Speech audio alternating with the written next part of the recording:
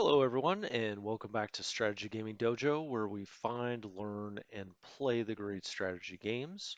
We are currently doing a Let's Play tutorial of AGEOD Civil War II. We just resolved, in the last episode, the early July 1861 turn, and here we are in late July of 1861. So a few interesting things happened as we watched that turn resolve. One is we saw McDowell get reinforced. You could see Union troops coming down here to reinforce McDowell. Now, McDowell is in Warren, Virginia, is the name of the region. This is all part of the Shenandoah Valley, but this region itself is called Warren. And we have Joseph Johnston here. Now, Joseph Johnston Joseph E. Johnston kicked McDowell's butt in the very first, uh, I guess, shots fired. Well, they weren't the first shots fired. It was the first major battle of our Civil War that we have going here. And McDowell attacked him, but Johnston is a very good defensive general. He is a 4-2-4, which means 4 strategic, 2 offensive, and 4 defensive. 4 is very good, and he's entrenched to a level 3. So he drove off McDowell pretty easily. McDowell lost about 2,700 troops, but now he's been reinforced. So this will be interesting. We really don't need to do too much. He can sit right here because McDowell is going to need a bigger force than 1350, we hope, to take out Johnston, even with the 874. And you see here now, Johnston is locked. He evidently didn't pass his command this time, his command check. So he cannot be on the attack, but that's fine. He's playing defense anyway. These guys will all activate if he's attacked. He's still in good command, so that's great. We have Stonewall Jackson up here. Jackson cut this rail line, and now we have kind of this interesting situation because, Jackson can kind of roam where he wants to, but he can't get crazy. We have this Union force coming down. This just says it's regular infantry. We have a good sized Union army here under Patterson. So that's interesting. They may try to move here, or maybe they're coming around here. We have a whole nother Union force. As you can see, you get outnumbered very quickly as as the Confederates. So what do we do with Stonewall Jackson? I think we're going to bring him over here to try to cut this rail line. Um, it's 5 days. I don't want to get in a situation where he's totally surrounded. I do think the Union will come here, but as you can see, this region and this region are contiguous. Now the problem is if Jackson comes in here all by his lonesome, McDowell's going to attack him, and then, will Johnston then come out of his entrenchment to save Jackson? We probably don't want to be in that situation, but we are going to bring Jackson over here and try to cut some rail. So we'll go to his orders. Oh, I'm sorry, it's the hammer. Rebuild rail. Oh, he can't do it until he gets over here. So when he gets over here next turn, we'll give him the blow up the rail signal, and hopefully he'll take out this rail line because this is a kind of a major Union rail line. So that happened. That's going on up here. Beauregard is locked, but he's just kind of sitting here. He doesn't need to do anything. Now, question whether we should maybe put some pressure on the Union, but I don't want him coming out of entrenchment. We could send Longstreet up here kind of on his own. He's got a pretty powerful force. It's a 2-2-1. He's a very good general on his own. He's a 5-3-6. Obviously, as historically he was, he's a very good defensive general. So, it may make some sense because we have some militia up here, and this little symbol means they are being besieged. So it's this arm or this detachment here is sieging at Leesburg, these guys don't stand much of a chance. They're a size, 19 power force.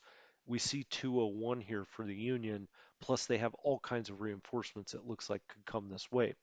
So, you know, it's a real question. We'll come back to what we're going to do this turn. We've got Magruder here. We've got forces building down here. Fulkerson's brigade's not ready yet. That's Magruder. We had the Fredericksburg garrison. Up here in Richmond, we have the Richmond garrison. Great. We've got the Richmond force under Bushrod Johnson. Now that's another force that we could maybe move somewhere. We've moved Magruder here. We've moved Vendor down here. Vendor's not very strong, I'll tell you that. We're building roads here. I just wanted to look at, I had forgotten we were building some roads there.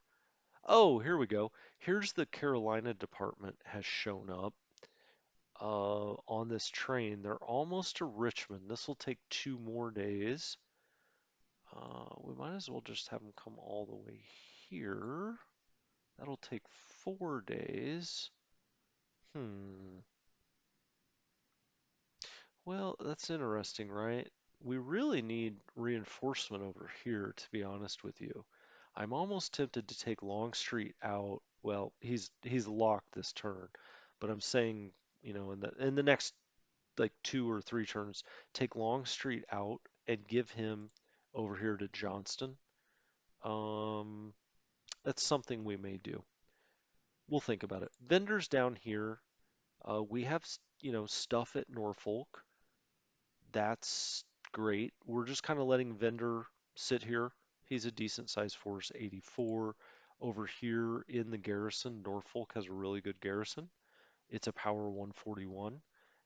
I'm hoping that this will kind of dissuade the Union from doing anything there. Um, oh, don't forget, we got the 1st Reserve Brigade that's going to come down here and join Vendor. Let's make sure they're going to merge. Yeah, they have the merge now. They're going to go merge up with Vendor, kind of give them a little extra punch. The 2nd and 3rd Brigade, Reserve Brigades, are here in Richmond at the garrison. I do believe somewhere. Richmond Force. Yep, 2nd and 3rd Reserve. We may move these around eventually. I mean, these are good reserve units to just hold a little back behind the lines. Our biggest worry out here really is this, if they push Winchester, take him from both sides and get him to retreat. It's very hard to get this area back as the Confederacy. Now out here we've got John B. Floyd. He's on the march. He never does anything too well. Maybe is harsh for him compared to historically. As you can see, his supply and his cohesion are dropping, and it's just taking him forever to get over here. But here we are. Oh yeah, so we have Wise's Legion here. They came down here and took Lewisburg. We didn't really see that. There was not a Union force there. There was just an American flag. We're going to move them back up to Charleston, hopefully before this force can, get in there and take it from us. And we are going to put them, we're going to make them defensive, but a strong hold defensive. So we'll send them up there. It's just kind of looking around the map, in general. There's only a few real hot spots. We need Floyd to get down here. We're in trouble in the Shenandoah a bit. We've got these guys in Knoxville.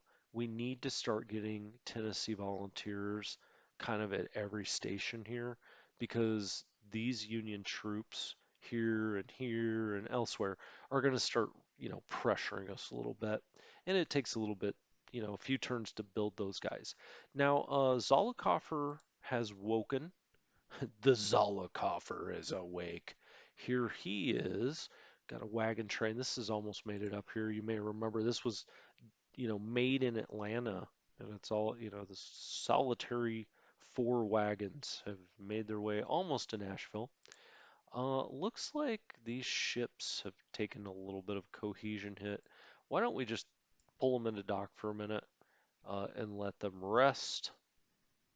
Moving a little further west, you may remember that we now have Leonidas Polk out here. Looks like all of his forces have now built or activated. He's got an extra supply train. Question whether he really needs two. He doesn't have a whole lot going on out here, although that's going to change. Arkansas, these are still the transports. Okay. Um, oh yeah, we got this new force here, the Provisional Army of Arkansas.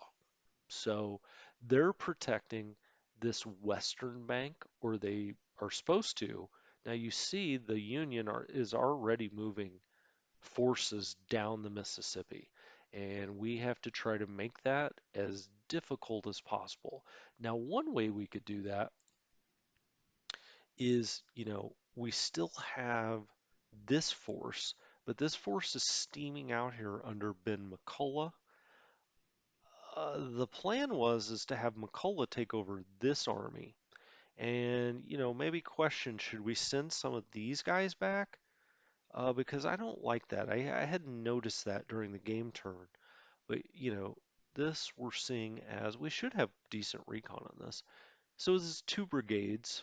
Okay, what do we have here? And a regular infantry. Well, it's not the end of the world. These guys in New Madrid obviously couldn't do anything about it. They've got 19 power. But now we have a 101 power, and if worse comes to worse, we can always have Polk jump across the river and do something. We also have this new, or it's not new. We've still got this uh, this cavalry unit, along with an artillery unit with it that's horse-drawn. They're just kind of, I don't know. They haven't activated. They're sitting here. These are a lot of rail lines at Humboldt. Pretty important place, I would imagine. All the way to the west, we've still kind of got this problem. Here comes the Union. They're at Fort Stanton now. Um, Baylor's command. He hasn't activated. He's not supposed to activate for 6 more turns. So, what's he doing? I guess he's drilling here in Messelia, Texas. Messelia, maybe. Um, but yeah, we have to protect El Paso. If these guys come down here, he will activate to play defense. So let's look while we're here at the start. Let's look at the objective screen and see where we are. Current morale is 103. That's great. The US is only 87. So we're doing what we need to do there. We're keeping their morale down. It needs to be lower than ours for sure early in the war. Um, Total VPs, we've got 729. We're doing 52 a turn. The US is at 663. So we seem to be pulling away, although they're supposedly getting more VPs every time. Now we're playing cards and doing stuff like that, and so we're gaining some VPs there. We control almost every major city. Uh, they have Louisville, which we may go after at some point. Excuse me. Baltimore, St. Louis, and DC. We control everything else. Let's hopefully we can keep it that way. San Antonio, we will need to look at putting a little force in San Antonio. You just don't want to give them easy points like that. What do we have out here? Yeah, I mean, we have a garrison. I don't see. Oh yeah, they don't have any other troops except for these guys way west. Gosh, Texas is a pretty damn big state, huh? Over by El Paso. Find El Paso. There it is. Um, so these guys, they're not in any way, shape, or form threatening San Antonio. I guess we could lose it to the Native Americans out here. Let's hope not. Now let's look at our main messages. Um, Now you remember this, we offered it an enlistment premium. It decided to tell us that again. The Tennessee elections. Um,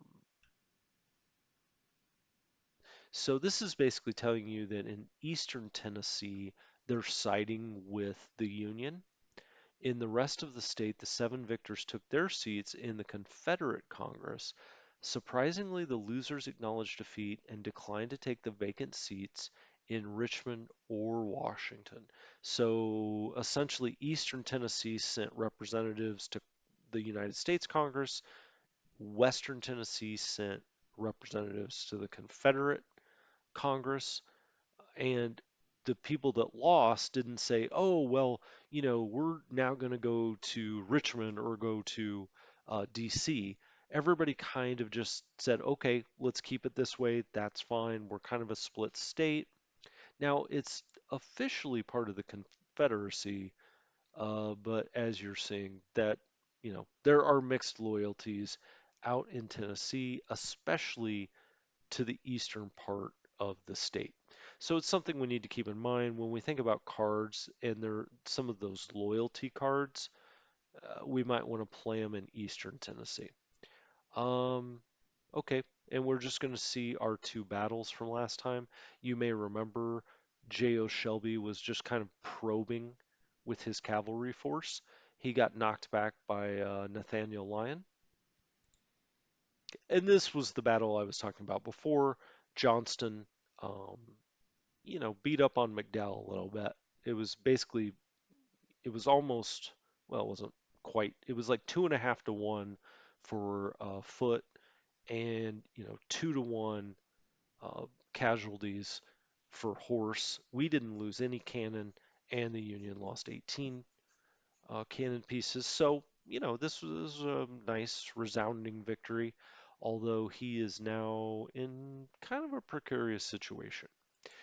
So we've looked at those messages. We can go down here. Of course, this always now will give all of them until we filter. Tennessee elections.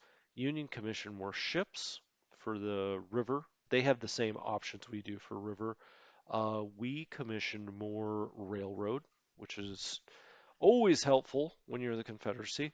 We have our enlistment premium. It says that we can print money again. The North is building armories. Some of our arsenals are starting to build now, so that's wonderful. In Mississippi, Murfreesboro, and Nashville, that's great. The important one here is we may print paper money again. You'll see we're down to 343 for money. At one time we were at like 1.5 or 1500 here, but then you always add 3 zeros. So 1.5 million, we may have to print some money again. So let's filter down here. Our blockade runners are, we're out in the shipping lanes. We have that one admiral out there doing that. This is the Shenandoah stuff. We did take 1,600 prisoners and we captured 700 rifles. That's always nice. And we gained 2 national morale for that battle win. As you might imagine, I mean, that would have been big news in the South. McDowell, a respected Union general, comes down here. Johnston beats him in the first major battle of the war. That has boosted our morale. We succeeded in retreating from the Battle of Springfield, Missouri. That's J.O. Shelby out there. Um, okay. We didn't lose any national morale for losing that. I think everybody's like, whatever. A cavalry force was met out in Missouri. Whoop-de-doo. We sold cotton bales. The U.S. is requisitioning food horses in Berks, Pennsylvania. That it will not make them popular in Berks. Um, we did some demonstrations in West Virginia. Oh, yes, our defensive works that we're building in, um, let's just go there. These are the defensive works that we're building here in Fredericksburg. And that's what that message is about. I decided to do defensive works there. That's great. It just gives us, an entrenchment bonus. This is our road that we're opening. And, basically this just tells you what's arrived, where it is, what's going on. This Davidson, that's Zollicoffer. Um, oh, we have a new supply train, so that's nice. That's active here. Okay, so they just gave it to this Knoxville force. Fine by me.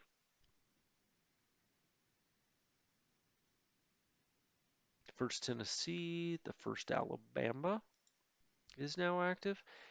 This turn we will have to start going down in the almanac. So we have the first Florida. So this is our first real force in Florida. They're out here in Jacksonville. You can see the brown box there.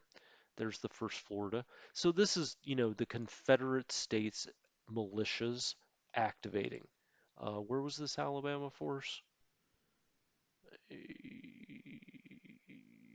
Oh, I see. Tuscumbia. Hmm, interesting. Okay, so that's all good. Well and good. We've looked at all those. We got some replacements. We'll have to go look at that this time. We've looked at those. We gained a Lewisburg. Oh, that's where that Wise's Legion that I was talking about here that needs to get back to where they were. This is Lewisburg. We took that. That's what that's telling us. So all in all, we have a few hot spots right now that we really need to pay attention to. I'm hoping the Union doesn't come here and kind of surround Johnston because I'm afraid he'll retreat. And once he's kicked out of Strasburg, then all of a sudden Stonewall Jackson is kind of surrounded and in a bad situation. As a matter of fact, I'm thinking twice about sending him over here. I just don't want him to get worked over this early. And so I am going to take that off. This was kind of cheeky, right? I came up here to bust out a rail line. I do have to go back through there. Well, I don't want to do that with him on his own. Why don't we come here? So now he's kind of out in the mountains of Tennessee and what did I say? Tennessee, of West Virginia. And he's kind of out here on his own. So that's okay. Or you know what? We could just leave him be. Who wants to come in here? Whoever comes in here is going to have to cross a river. We could make him defensive. Um, we'll make him defensive and very passive. Maybe even, retreat if engaged. Let's do it that way. I like that, all right. I think the rest of our armies were in pretty good shape. We will go through the whole list, or I'll just do that offline probably to make sure that we're not missing anything. Let's get rid of the locked units. Let's get rid of naval. Um, we can look and see where all of our leaders are here. Shelby, Stonewall, um, CSA detachment. This is Magruder. Army of the West, that's McCullough. This detachment, I think this is Vendor. Covington. Oh, this is M.J. Thompson waiting for that force. This is Leonidas Polk. Richmond force. This is Bushrod Johnson. Then you have Nashville, Zollicoffer, and West Virginia. This is John B. Floyd. Okay, so we have, all of that. We see who failed. These guys failed their checks, although, so they completely failed. But I'm thinking that Beauregard also failed because it's showing that he's locked. Now, is that still because of that headquarters unit? My gosh. No, it's everybody. So, he evidently failed a leadership check. Otherwise, why would they all be locked? All right, let's think about the cards that we should play this time around. I mean, we could do a demonstration if we wanted. Let's go down and export bales. That'll give us a nice 15,000 bucks. So that's great. Oh, I will point out, look how much our conscripts went up because we started to offer that nice little premium. Uh, that's going to be much, much. Oh, we have Telegraph Line again. Telegraph Line's great. It gives you 5 development points, but it gives you 5 VPs for only 10,000 bucks. We'll always take that. Now we want to put it someplace where it's not really going to get um, captured. So why don't we put it, you know what, you can put it anywhere. Let's put it in Jackson, Mississippi. Okay, great. Um, that's all I really see that we should play. So that gets us through the cards. Let's go back up here. Oh yeah, we can print money again. And we also, so, we have forces. We will come back and look at these this turn. War production, this is what's being built. Some of these we did not buy. They're just historically being produced by the game. So you see that, you see in this game, you don't always have to purchase all of your troops. Uh, they will give you like these ironclads, for instance, that will just show up. So that's always, every little bit helps, right? Now, this is CSA Elite Infantry. We have line infantry. We still have four in reserve here, so we didn't pull that many of them. Um, I would like to bump this up to just to see, and you'll see our conscripts, money, and war supply go down. These cost, now they're just elements. They're just those divots. They're not full units here. But when you lose stuff in your elements, or you have an element gets destroyed or gets chewed up a little bit, the game pulls it from here. So let's see how much elite infantry we actually need. So we're going to build two of these elements. We've still got four of these. Here you've got light infantry. Let's build one of those and just see if it gets pulled upon, and then we'll kind of know maybe what we need. Skirmishers, we have one still. Let's see if when that gets pulled. Raider, I'm not even sure exactly what that is. Militia, we have 26, so great. That's cool. We have 5 cavalry, service assets, naval engineers. Okay, these are like the warships. And then down here, um, we have light artillery. Ooh, gosh, those are kind of expensive. Now let's right click off that. Field artillery, we have 3 in reserve. Heavy artillery, we don't have any in reserve. I have no idea. Oh gosh, that takes a lot of war supply. I don't even think we have any heavy artillery at this point. Oh yeah, we do. We have those heavy guns at Norfolk. Listen, we're not going to spend that much war supply right now in the war anyway. Increase river pool, 50 grand, 25 in war supply. Yeah, I mean, I think we kind of need to do that. Nope, I'm going to take it off. Now, this is being used because that McCullough force is going down to the river, down to that Fort Smith, or I say down the river. It's going across over to, what more of western Missouri. Although I'm now kind of questioning whether we should do that since the Union's coming down the Mississippi. We're going to wait on this because this will pop back up to like 50 when he gets dropped off this turn. Treasury, we could print more money. We do get an inflation increase, but 4% is not the end of the world. This will give us 600,000 more bucks, so that's great. We'll sign that. We don't want to do the war bonds because it costs us 25 victory points. I try not to do this, and I mean, we're trying to win on victory points. If we can get away without doing this, that's great. We're already building quite a few arsenals and war supply production, so let's leave that alone for this turn. We need more troops. We're not doing any of this. Okay, so let's go to what we can build this time. We have another huge Virginia um, unit here that we can build. 192 money, 72 conscripts, 30 war supply. It does take 4 full turns. Um, how much is this Tennessee? 126.50.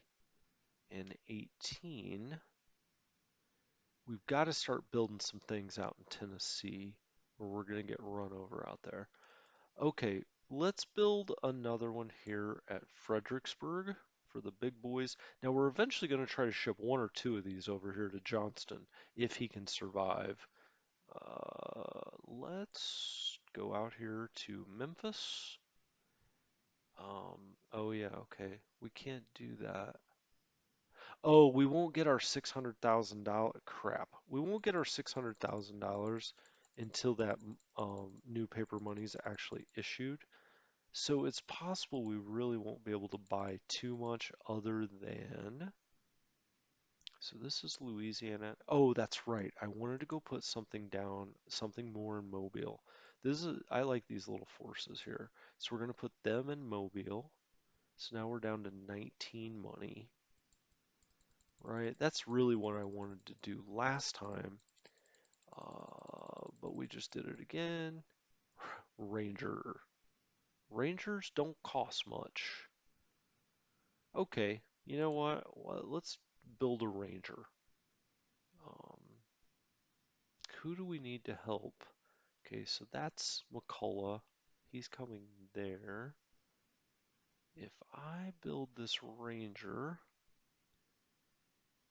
okay, he's got to be in Texas.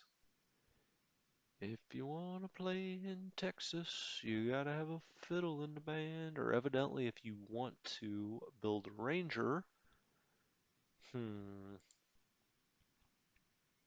if we're going to do this, we might as well put this ranger over here where we actually have, yeah, he can go into El Paso. Perfect. Okay, so we've spent kind of what we had. Next time we'll get a lot more money and we will have built these up even more. So, hey, that's great. Now, so what I'm going to do is I'm going to go offline and I am going to go through the almanac for next turn or for next episode to make sure we're not missing anything. I just want to go through them, and I don't want to make you sit here and literally go through every one of these. Now, if you're playing the game, by all means do this. So a lot of these are not going to move that much. They're kind of militias, or it's this group we built down in New Orleans, or something in Mobile. I mean, they're just not going to move, but I want to make sure we don't miss any. I also want to go look again at naval to see, is there something out here that's not being used? Probably. There's probably something that I don't have. See, we've got Lower Mississippi, Joseph Run. Yeah, it looks like, actually, it does look like we're using most of it, but I'll go take a look at that. And when we come back for the next episode, um, I'll go through any of these things that I moved because I found them, and then we'll resolve the next turn, and we'll be into early August of 1861. So, as always, thank you so much for joining me. I always appreciate it. If you like this episode or you want to see more of these, please click subscribe. I always appreciate that as well. And for Strategy Gaming Dojo, thank you very much for joining me. I'll talk to you next time.